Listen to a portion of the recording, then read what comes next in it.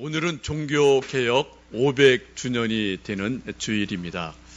1517년 10월 마지막에 루터가 95개의 어떤 개혁안을 내붙이면서 종교개혁의 불이 활활 타오르게 되고 벌써 500년이라는 긴 세월이 흘러가게 됐습니다.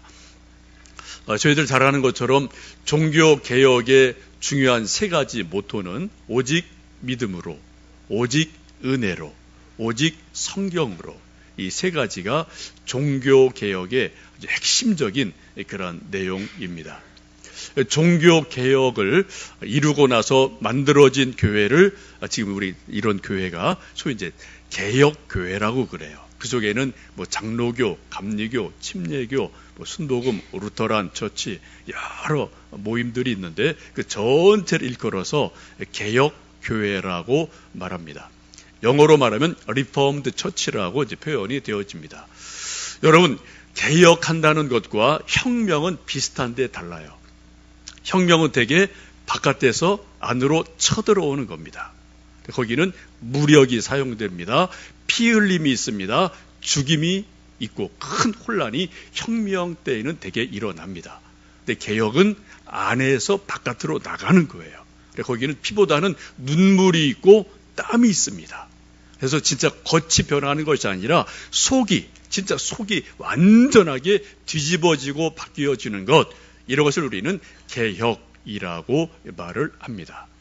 개혁을 리포엄드 처치라고 말하는데 한 번 개혁된 교회는 한 번 개혁돼서 완전히 완성된 세팅이 된 것이 아니라 매번 개혁 교회는 개혁되어져야 된다라는 명언이 있는 것처럼 우리 개혁 교회뿐 아니라 우리 예수님 믿는 우리 모두는 매일 새로워지도록 하나님 요청하고 계시고 우리가 그렇게 애를 써가게 되죠. 종교개혁 시대와 비슷한 시기가 겹치는 것이 소위 르네상스, 문예부흥의 시기와 비슷하게 이제 가게 되죠. 이때 르네상스 시대에 위대한 많은 예술가들이 나오게 되는데 그 중에 한 사람이 미켈란젤로가 있습니다. 미켈란젤로의 대표적인 작품이 다비드라는 이러한 조각이 있습니다. 다비드는 다윗을 말하죠. 청년 다윗의 모습을 미켈란젤로가 이처럼 아주 아름답게 조각을 해놔서 지금도 수백만의 사람들이 저 조각 보려고 하여튼 저곳을 찾아가는 그런 대단한 작품입니다.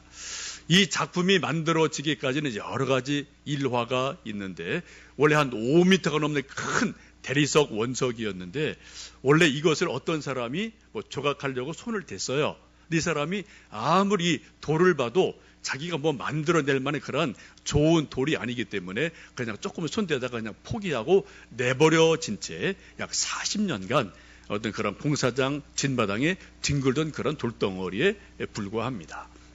40년의 세월이 흐르고 미켈란젤로에게 부탁이 와서 미켈란젤로가 이 5m가 넘는 큰 돌덩어리를 보고 생각을 하죠. 이 속에서 뭘 만들어내야 되나 생각하고 영감을 찾다가 예술가적인 어떤 눈이 번쩍 뜨이면서 영감이 임하면서 이 돌 속에서 다윗을 만들어내면 좋겠다. 그런 영감을 얻고 3년에 걸쳐서 이제 망치를 들고 끈을 들고 그리고 정을 들고 조각조각 내어서 떼어내서 저런 작품을 만들어낸 것이 다윗이라는 걸작품을 만들어내게 됩니다. 여러분, 조각이 무엇일까요? 혹시 여기 미술하신 분, 그런 것도 전공하신 분이 계실 터인데 저는 조각이 뭐냐 그렇게 생각합니다. 큰 돌덩어리, 아무런 형체가 없는 돌덩어리, 이런 곳에서 조각 불필요한 것들을 자꾸 떼어내서 마지막 꼭 필요한 것만 남겨놓는 게 조각이고 작품이에요. 이거를 잘하는 사람이 위대한 예술가입니다. 조각가입니다. 미켈란젤로가 그런 사람이죠. 아무런 것이 없는 큰 돌덩어리에서 이것 떼내고 계속 떼내서 저런 걸작품을 만들어낸 사람을 우리는 후대에 일컬어서 위대한 조각가다, 예술인이다라고 말을 합니다. 만약 저에게 저런 큰 돌을 주고 망치 정을 주면은 저는 뭘 어서 어떻게 해야 될지 몰라요. 그래 뭐 뚜닥뚜닥 하다가 뭐 엉뚱한 데 깨뜨려 버리고 작품도 만들지 못하고 금이 가고 하는 일이 일어나겠죠.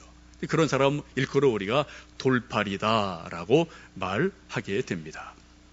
여러분 똑같아요. 돌팔이와 위대한 예술가의 차이는 딱 하나입니다. 떼어날 때를 떼어내고 남길 것을 남기는 사람은 위대한 예술가예요. 그런데 떼어낼 때는 떼어내지 않고 남길 것을 떼어내버리면 그건 돌팔입니다. 여러분 우리 신앙도 그런 면이 있지 않을까요? 우리 함께 읽으신 오늘 말씀을 보시면 사도 바울께서 19절, 20절에서 아주 중요한 말씀을 우리에게 말씀합니다.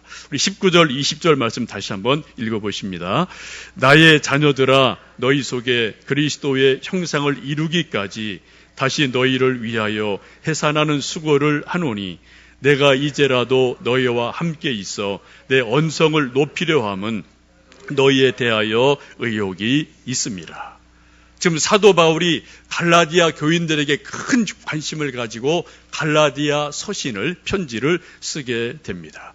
한마디로 하시는 말씀이 뭡니까? 너희 속에 그리스도의 형상이 잘 새겨졌으면 좋겠다라고 말씀을 합니다.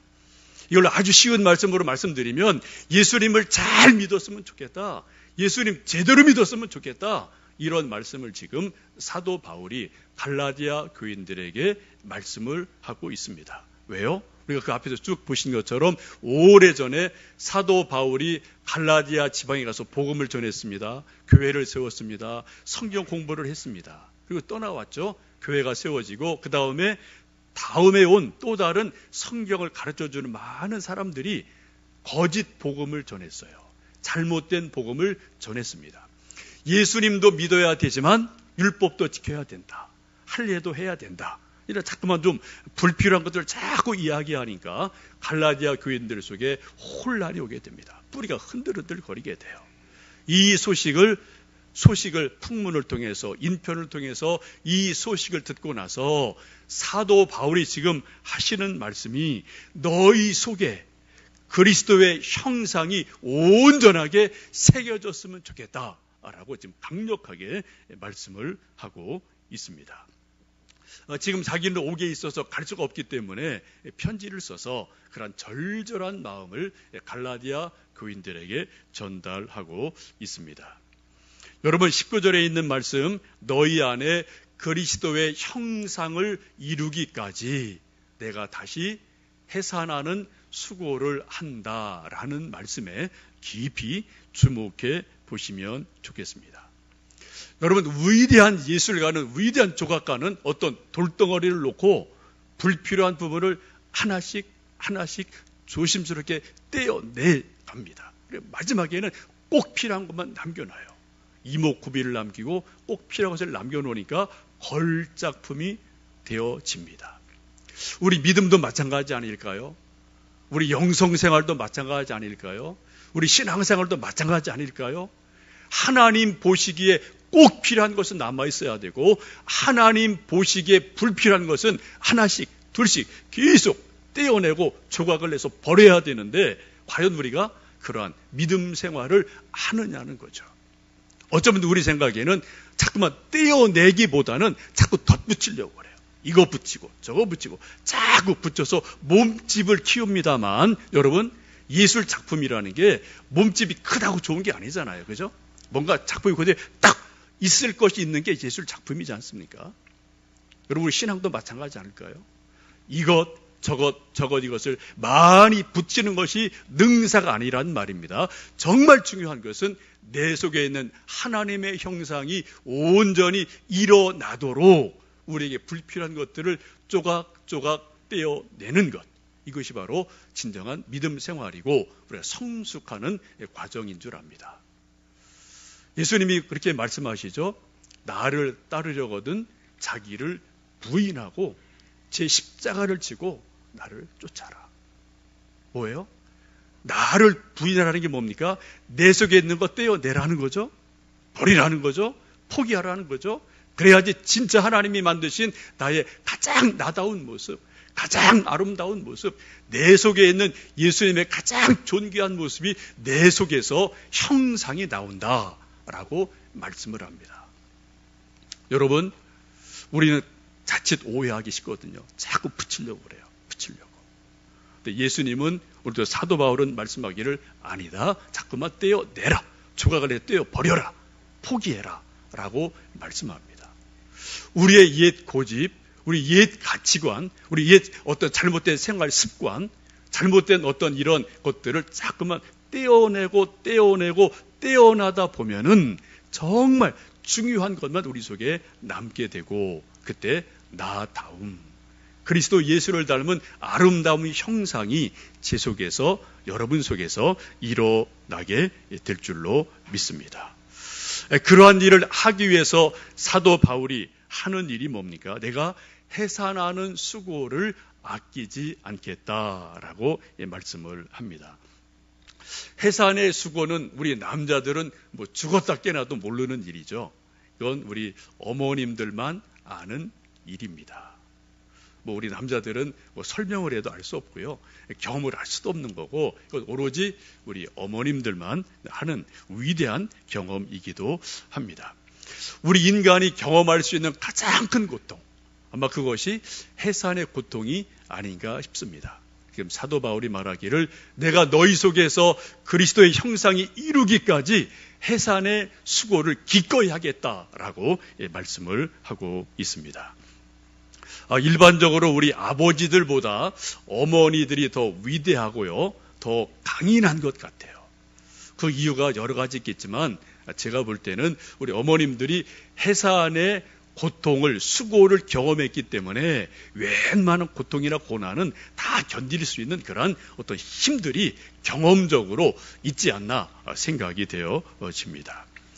해산의 고통은 창세기 3장을 보시면 아담과 이브가 선악과를 따먹었을 때 하나님 주시는 형벌로 나타나게 됩니다. 근데 하나님께서 범죄한 인간에게, 아담에게는 그렇게 벌을 주시죠. 내 얼굴에서, 이마에서 땀이 흘러야 그 소산을 먹고 살리라고 말씀합니다. 지금도 우리는 모든 남자들은 뭐 육체 노동이든 정신 노동이든 우리가 일하면서 그 소산으로 인생을 살고 먹을 것을 준비를 하게 됩니다. 이브에게는 그렇게 벌을 주셨어요. 내가 해산할 때 고통을 당하게 될 것이다 라고 말씀합니다. 참 이상하죠? 해산이라는 것은 달리 말씀드리면 한 생명이 이 세상에 태어나는 정말 즐거운 날이에요.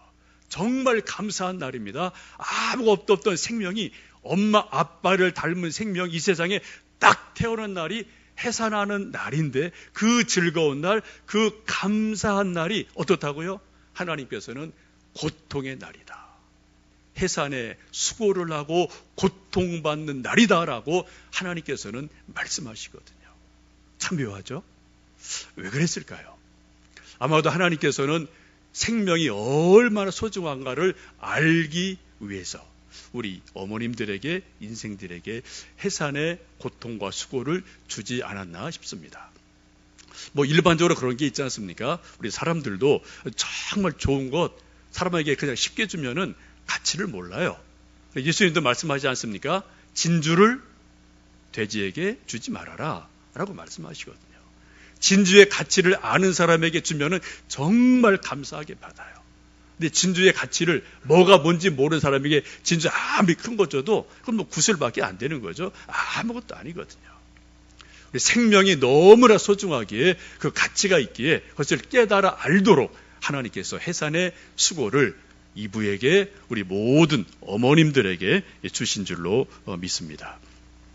혹시 여러분 아직 어머님이 살아계신 분들은 이번 주일, 이번 한 주간 지나기 전에 한번 좀 가능한 대로 어머님을 찾아뵙고요, 또 전화라도 드리고, 또 맛있는 저녁이라도 좀 사드리고, 또 병원 계신 분도 계실 수 있는데 좀 찾아가 뵙고, 어머님 날 낳으시느냐고 참 감사합니다, 수고하셨습니다, 해산의 수고를 하셨습니다, 그런 감사한 마음을 우리 어머님들에게 좀 표현하면 좋겠습니다. 우리 젊은 우리 어머님들도 계시는데 우리 남편분들은 아내에게 이런 귀한 아들, 딸을 낳아주고 해산의 고통을 겪느냐고 참 수고했습니다 라고 우리 남편들이 우리 좀 아내들에게 감사한 마음을 전해주고 좀 맛있는 커피라도 한 점 사주시고 그런 좀 일이 이 한 주간 안에 좀 있었으면 좋겠어요. 여러분, 우리 남자는 수고 어떻게 하는지 모른다니까요. 할 수 있는 게 뭐예요? 최소한 그냥 따뜻한 밥 한 그릇 사드리든 아니면 뭐 좀 사랑의 말을 하든 고마운 말을 전하는 것이 또 우리 그래도 남자들 체면이 있지 않습니까? 최소한의 그런 또 마음은 전하는 것이 어떨까 생각됩니다. 저는 개인적으로 이남 3녀입니다. 어머님이 가끔 그런 말씀 저에게 또 자식들 모였을 때 그런 말씀 하세요. 첫째는 딸이었는데 6.25 때 잃으신 것 같아요. 가끔 뭐 얘기하시는데 뭐 시대가 다 그럴 때니까 뭐 어쩔 수 없는 거죠. 어느 달이 되면은 산딸이라는 게 있잖아요. 그러면 어머님이 막 몸이 쑤신다, 막 몸이 시리다, 몸이 막 아프다, 뭐 이런 얘기를 가끔 하셔요. 그래서 여러 번 들었습니다. 근데 저는 도저히 이해가 안 돼요. 뭐 힘들어하시니까 그런가 보다라고 느끼고 생각은 하지만 어머님이 몸이 시리고 몸이 아프고 막 몸이 막 저린 거, 이거 저는 뭐 죽었다 깨어나도 저는 알 도리가 없는 거죠. 왜요? 옛날에 뭐 시골에서 아기 낳고 산후조리 제대로 못 하거든요. 어머니 말씀 들어보니까 어떤 때는 3일 있다가 논밭에 나가셔야 되고, 뭐 일주일 있다가 뭐 밥지로 또 부엌에 가셔야 되고, 빨래 하셔야 되고, 이런 일이 옛날 시골에 뭐 일상적인 생활이었으니까 몸이 제대로 이게 좀 뭐 회복이 안 되는 일들이 있단 말입니다.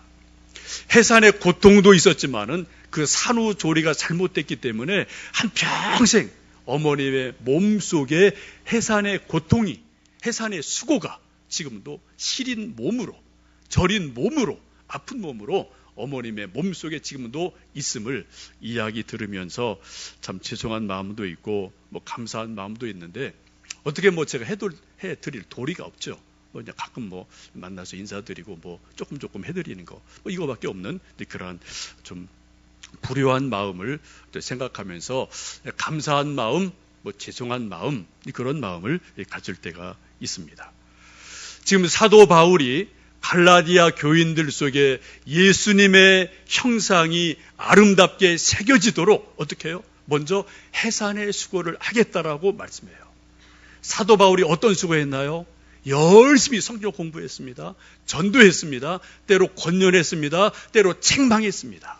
때로는 교회를 향해서 편지를 쓰기도 하고 때로 직접 찾아가서 말씀하기도 하고 마지막은 순교를 당하시면서 예수님 믿는 것의 보온을 사도 바울이 직접 보여주심으로 그들 전도한 사람들 속에 예수님의 형상이 아름답게 아로새겨지도록 끊임없이 수고한 것을 봅니다. 그 대표적인 것이 이제 소위 두란노에서 성경 공부한 것도 그러한 한 예로 볼 수가 있겠지요. 사도 바울이 지금 갈라디아 교인들 속에서 예수님의 아름다운 모습이 형상이 아로새겨지기 위해서 두 번째 하시는 일이 있어요. 그 일이 20절에 있는 말씀입니다. 이렇게 말씀합니다. 내가 이제라도 너희와 함께 있어 내 언성을 높이려 함은 너희에 대하여 의욕이 있습니다. 지금 사도 바울이 편지에서 아주 상당히 강한 표현을 쓰고 있죠. 뭐 직접 만났으면 사도 바울이 언성을 높였을 것 같아요. 소리를 질렀을 것 같아요. 그럼 언성 높이는 것 기분 좋은 일 아닙니다. 썩 유쾌한 일 아닙니다. 여러분들 가끔가다 언성 높이실 때 있죠. 집에서 애들이 말 안 들을 때, 또 내 마음에 뭐가 좀 잘 들지 않을 때 막 자기도 모르게 목소리가 확 높아지고 소리를 확 지를 때가 있지 않습니까? 여러분, 지금 사도 바울이 갈라디아 교인들을 향해서 언성을 높이고 있어요. 편지지만 지금 목소리를 크게 지르면서 지금 언성을 높입니다. 왜요? 예수님 제대로 믿으라고 지금 언성을 높이고 있는 모습을 이 편지 속에서 볼 수가 있습니다. 우리 한국 교회 역사 속에서 목사님이 장로님을 그것도 예배 시간에 공개적으로 언성을 높여서 책망한 유명한 사건이 있습니다. 여러분 다 뭐 아시겠지만 우리 일제시대 때 우리 민족의 위대한 지도자고 또 교회 지도자인 조만식 장로님과 주기철 목사님이 계십니다.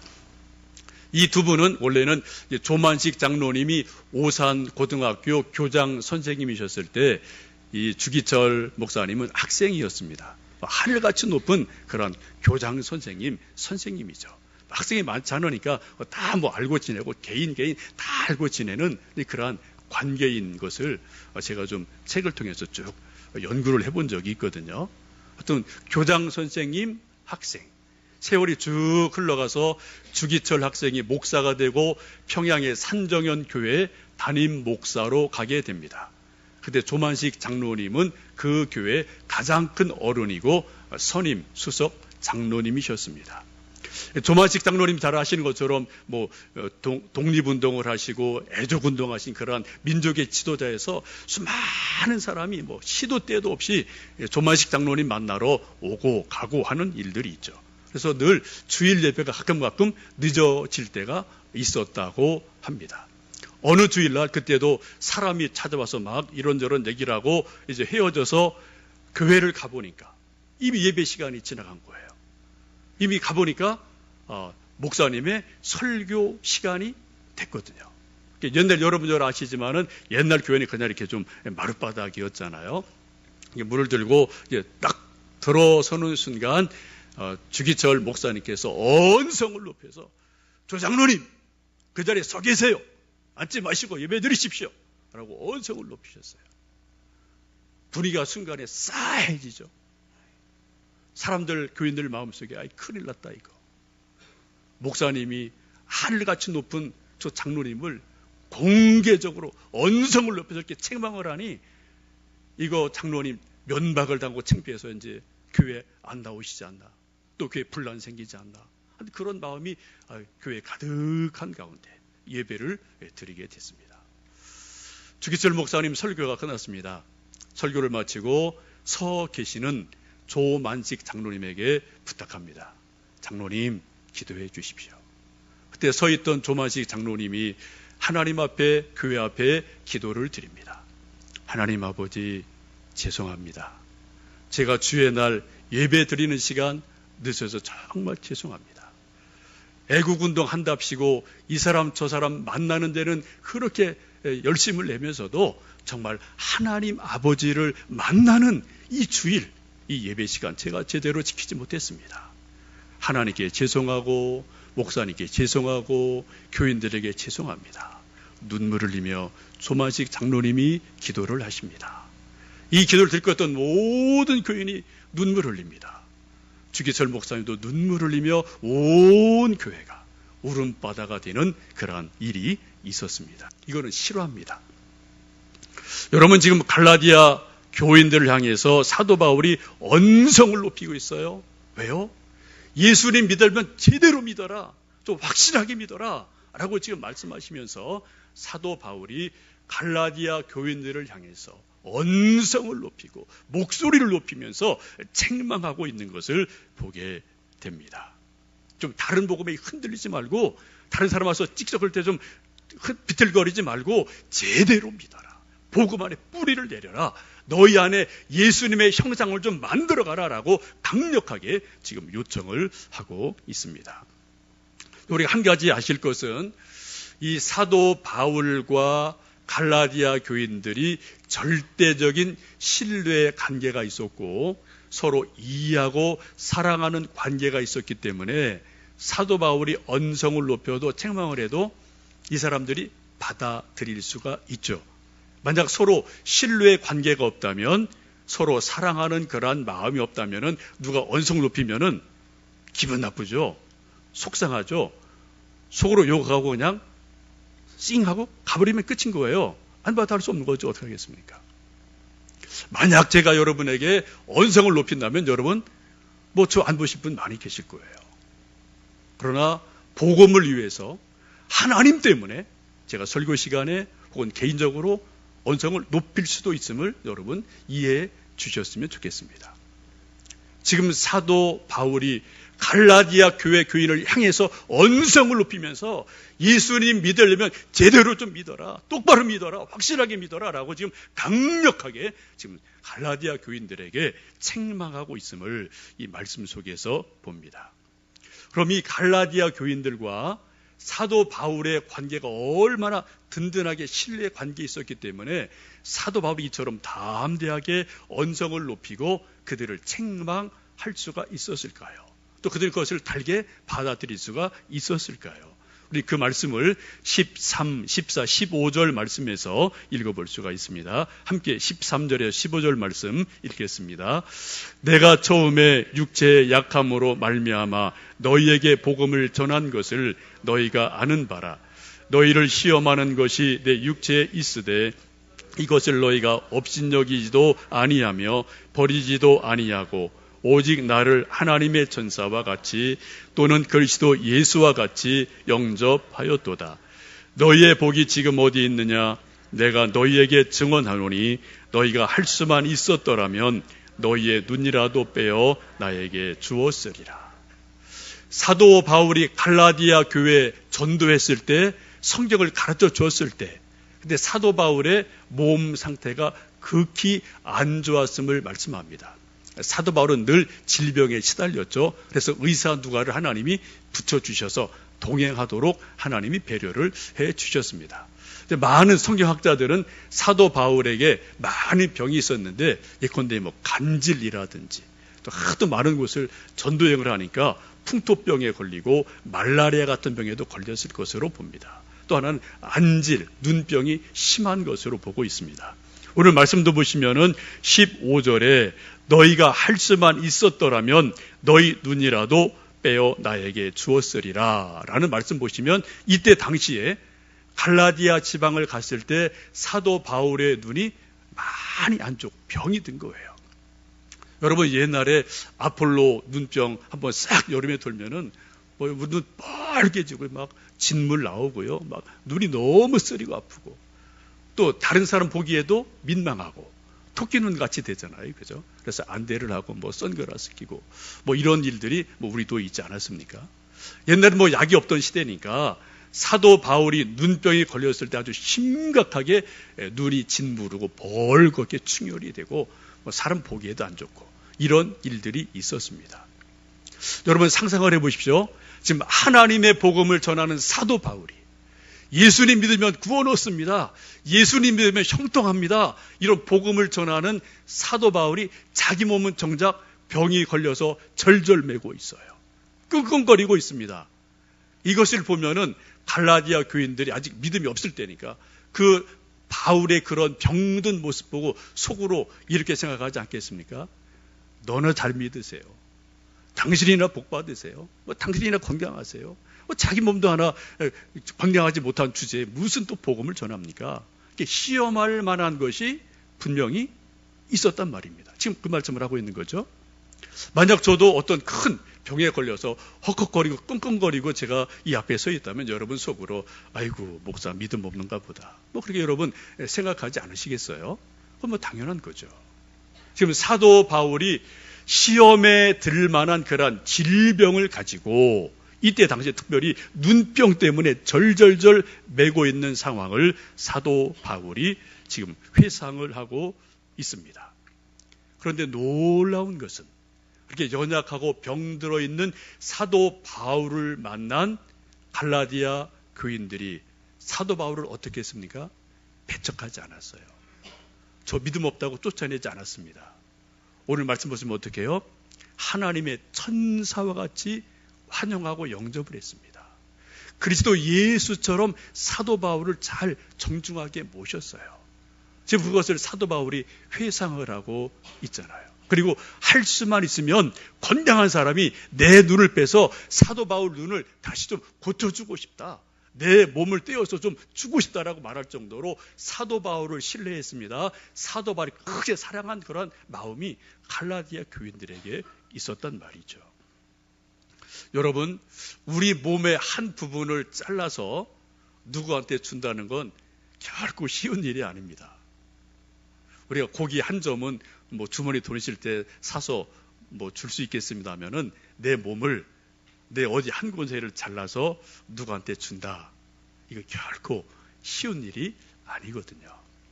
혹시 여러분 가운데 부모님이나 형제 또 중병에 있을 때 자기 몸의 어떤 부분을 이렇게 좀 뭐 떼어서 준 분이 계실지 모르겠습니다. 제가 전교에 있을 때 아주 뭐 여러 가지 경험인데 그 중에 한 경험이 60대 초반 되신 한 남자 집사님이 이게 좀 간이 안 좋으셔서 간경화 말기까지 갔어요. 늘 뵈면 얼굴이 누렇고 검게 이렇게 좀 그런 분이었는데 이제 병원에서 이제 더 이상 할 게 없습니다. 마지막 남은 방법은 간 이식하는 것밖에 없습니다. 마지막 선고가 내려졌어요. 이 집사님 부부가 이제 열심히 기도하고 이제 이것이 어떻게 정말 가능할까? 뭐 주변의 친척, 자식 다 알아보니까 다행히도 딱 한 사람이 자기랑 맞는 사람이 있었어요. 아들입니다. 그때 군대가 있었어요. 그래 아들에게 연락을 했어요. 군대에서 휴가를 주어서 좀 나왔습니다. 간 이식 수술하기 전날 제가 있던 구역이어서 구역장과 함께 그 집에 가서 예배를 드렸습니다. 지금도 그 아들 얼굴이 이렇게 어른거리는데 아주 엄청 긴장하더라고요. 내일이면 이제 병 나서 자기 간을 반을 잘라서 아버지한테 드려야 돼요. 생간을 정말 잘라서 아버지한테 드려야 되는 거죠. 아무리 아버지고 아들이지만 이게 내 몸의 한 부분을 떼어서 아버지에게 누구에게 준다는 게 쉬운 일이 아니거든요. 얼굴이 엄청 긴장이 돼 있더라고요. 그래서 찬송 부르고 성경 말씀 보고 권면하고 또 제가 조금 아는 의학 상식으로 여러분 아시는 것처럼 간이라는 것은 또 떼어놔도 재생이 된다고 그러잖아요. 그런 것은 뭐 의학적인 사실이니까 또 이런저런 얘기하면서 너무 두려워하지 마라. 또 하나님이 함께 하신다. 사랑의 표현이 너무 아름답다. 이런 말하고 이제 기도하고 헤어졌습니다. 수술을 잘 했습니다. 몇 주 있다 퇴원하셔서 아버지, 엄마, 아들도 조금 이제 그것 때문에 제대를 빨리 했죠. 세 사람이 교회에 와서 예배를 드리고 그리고 이제 끝나고 갈 때마다 저와 잠깐 만나서 인사하고 기도하고 이렇게 몇 달을 지켜보았습니다. 한 6개월 정도 지나니까 뭐 아버지 얼굴도 좀 이렇게 밝아지고요. 아들도 뭐 점점 건강이 회복되는 모습을 본 적이 있습니다. 여러분 혹시 그런 기사 보신 적 있나요? 어떤 자식이 아버지, 어머니가 콩팥, 신장 이식을 해야 되는데 간 이식을 해야 되는데 딱 맞는 게 아들의 딸이에요. 얘들이 그 마음이 없어요. 해외로 유학 간다고 도망갑니다. 이런 애들이 있습니다. 이거 어떡하겠어요? 자기 몸 잘라서 엄마한테 아버지한테 못 주겠다는데 이거 어떡하겠어요? 할 수 없죠.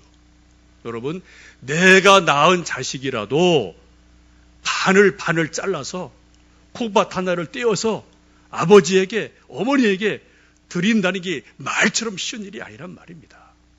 우리 부모들은 그것은 얼마든지 자식 위해서 할 수 있겠죠. 그렇게 부모죠. 내리사랑이죠. 그러나 자식이 부모를 향해서 그렇게 하기는 그것도 쉽지 않단 말입니다. 근데 지금 사도 바울이 말씀하기를 갈라디아 교인들이 사도 바울을 얼마나 신뢰하는지 얼마나 사랑하는지 눈이 벌겋게 충혈돼서 절절매고 있는 그 모습을 보고 내 눈을 뺏어라도 할 수만 있으면 사도 바울의 눈으로 바꾸어주고 싶습니다. 라고 말할 정도로 갈라디아 교인들이 사도 바울과 깊은 신뢰관계, 믿음 속에 있고 사랑 속에 있음을 지금 사도 바울이 알고 있거든요. 갈라디아 교인들이 알고 있거든요. 그러니까 지금 뭐 하는 거예요? 그러니까 언성을 높이는 거예요. 그런 관계가 없는데 언성 높이면 다 도망가죠. 다 등 돌리죠. 그렇죠? 여러분 우리가 예수님 믿은 지 벌써 5년, 10년, 30년이 모두 되었습니다. 여러분 영혼 속에, 여러분의 심령 속에 존귀하신 예수님의 형상이 어떻게 아로 새겨져 있으십니까? 정말 사도 바울이 갈라디아 교인들 향해서 그렇게 언성을 높이고 해산하는 수고를 하는 것처럼 애를 쓰며 말씀하시는 그리스도의 형상이 우리에게 이루어지기까지 기도하고요. 말씀을 통해 우리가 조탁을 받고요. 우리가 또 눈물을 흘리고요. 서로 권면하면서 그리스도의 아름다운 형상이 제 속에, 여러분 속에 이루어지는 놀라운 은혜가 있기를 주님의 이름으로 축복합니다.